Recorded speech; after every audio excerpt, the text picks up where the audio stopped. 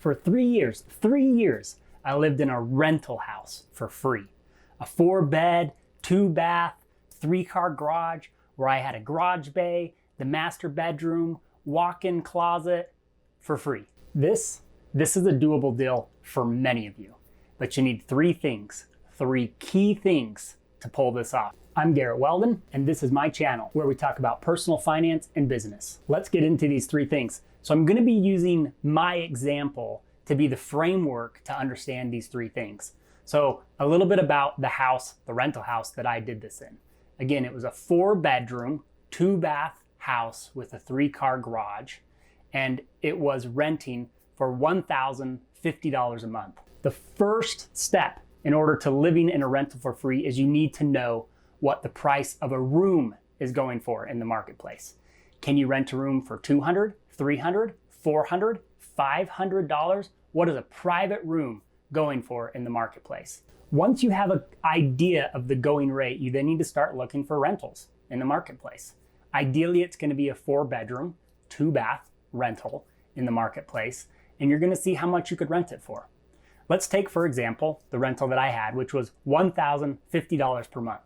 So when I look at this rental, $1,050 per month, and I say, if I were to live in a room for free, what would I need to rent the other rooms out for? In this situation, they'd be $350 a month.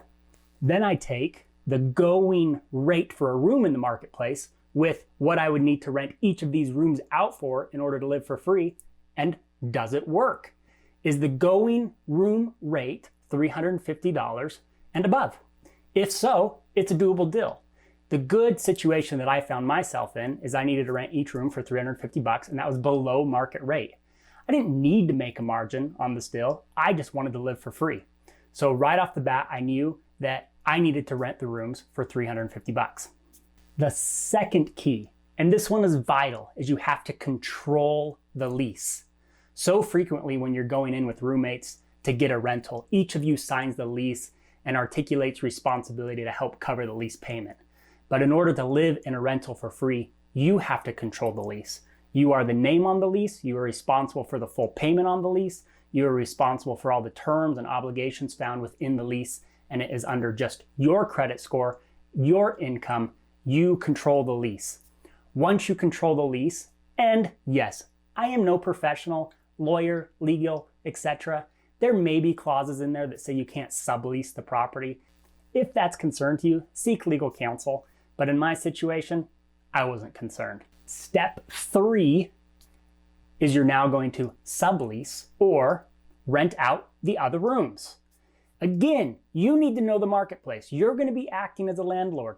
The tenants that you're going to bring into your now house are going to be paying the bills. And so you need to be the one that is assuring that the property stays clean, assuring the property stays neat, assuring there's no damages or misfits. But you're going to set up a rental agreement with each of the tenants that you bring in, where you're collecting, yes, rent up front, but also a security deposit. You're responsible to collect the rent. And at the end of the day, it doesn't matter to the ultimate landlord who you're leasing from what you rent out these rooms for, as long as this ultimate landlord up above is getting their money. So I rented out each room for $350 so I could just live for free. But if you wanted to rent out each room, structure a rental agreement where they're paying you more than $350 and you can make money while living in a rental.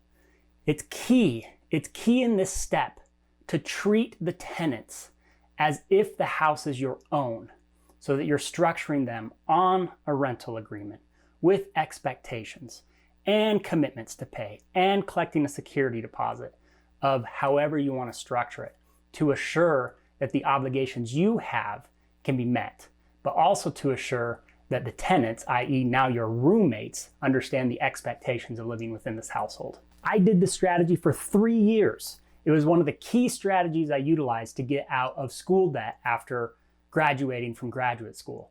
It was key because I was controlling the number one expense on my monthly budget, which was housing. And it did take me 1 month to seed. So I did have to pay $1,050 to get the house and to start taking it out to market prior to getting roommates.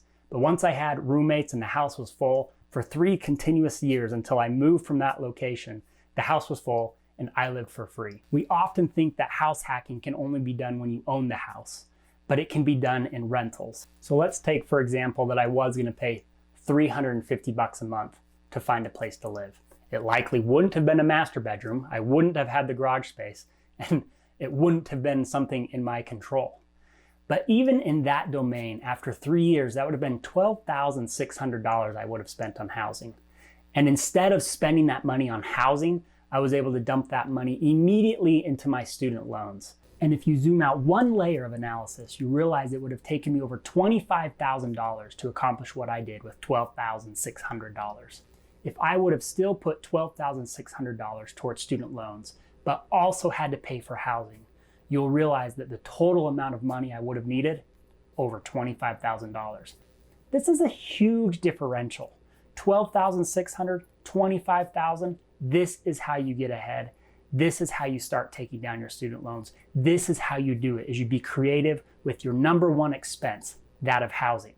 So the three steps, you need to make sure that you'll be able to rent each room out at or preferably slightly below going market rates. Step number 2, you have to control the lease. It's your lease. It's you who's on it. It's you who's responsible to ultimately make the payment on the lease. And then step number 3 is you're going to sublease or rent out each of the rooms. And don't forget to screen your tenants, to interview your tenants, and to make sure that they are signing a rental agreement. Here's kind of a bonus tip. When I talk to people about the strategy, they're often fearful of being a residential landlord or being in control of the house and having roommates. What I have found is that fear is unfounded. You absolutely can do it. You can control the house. You can control really that entire asset for just the cost of rent. And roommates really will not have a problem with this. They'll understand the strategy that you're bringing forward, and they'll be grateful that you're providing a room for them to rent, hopefully below market rate. And what I've found to really make it a great place for the roommates to live is I took responsibility of all lawn care. I wasn't going to mess around and divvy that out. I'm living for free. I'm going to take care of lawn care. And that I committed to cleaning the common areas on a weekly basis, usually the kitchen, the family room. And I told them from the very, very beginning that I would be going in and looking at their bathroom on a weekly basis to make sure that they were cleaning it. Because at the end of the day, it was me that was on the lease. It's me responsible to make sure that the house is clean. But as soon and as long as you set those expectations up front, roommates love that type of structure and also love knowing that the house is going to be taken care of. So you absolutely can do this. Do it. Think about it. Take control of a property. Rent out the rooms and make this something that is not only going to be beneficial for your roommates, but also financially for you. So that's it. That's how I lived for 3 years for free in a rental house. That's how to hack a rental house. And if this type of information is helpful to you, I've picked out a couple more videos here on my channel for you to watch while you're here. And please consider subscribing.